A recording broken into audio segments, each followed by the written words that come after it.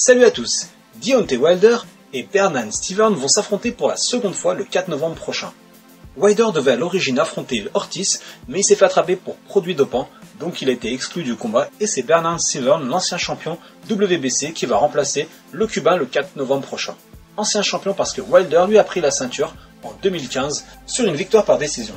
Les deux combattants se connaissent donc bien, il y a pas mal d'animosité entre les deux. Stevens se défend en fait qu'il a été malade pendant plusieurs années, il soignait apparemment à l'époque une infection, ce qui fait qu'il n'était pas à 100%, et l'américain, ancien médaillé de bronze des Jeux Olympiques de Pékin, pense qu'il a plus rien à prouver, qu'il a dominé Stevens. C'est vrai qu'au 7ème round, Wilder a failli le mettre KO, mais en réalité la presse et pas mal d'amateurs de boxe et de sport de combat en général ont été pas mal déçus pour un combat de championnat du monde de poids lourd. C'est vrai que c'est une catégorie qui est pas mal appréciée des fans, et ça fait longtemps qu'on n'a pas eu un champion vraiment dominant, un peu à la Mike Tyson, ou à la Holyfield, en tout cas quelqu'un qui marque les esprits.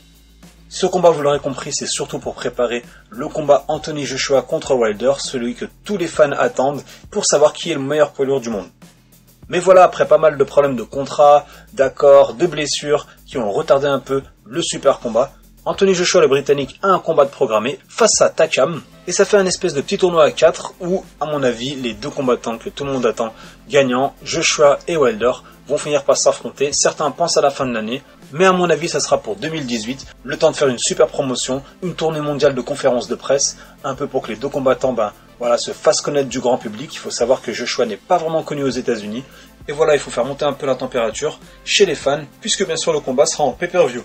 Si maintenant je dois faire des pronostics pour le combat, je pense que cette fois Wilder va réussir à le finir, peut-être autour du 8ème round. C'est vrai qu'après leur combat en 2015, Wilder a enchaîné 4 KO, tandis que Stevens n'a combattu qu'une seule fois, et c'est vrai qu'avec les problèmes de santé qu'il a eu, je pense vraiment qu'il est à la fin de sa carrière et qu'il ne réussira pas un comeback, en tout cas face à Wilder.